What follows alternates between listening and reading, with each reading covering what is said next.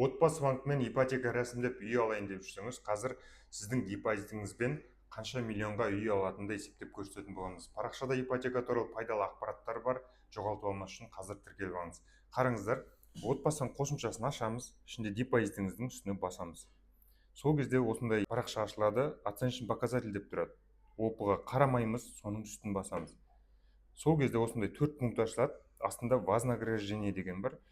Соны жазамыз 378, көбейтеміз 200-ге. Бізде вознаграждение 187.378, 200-ге көбейтеміз. Сол кезде шыққан сума 37.475.600 теңгенің үйін осы депозитпен алуға болады деген сөз. Бұл жерде табысты растап алу керек болады.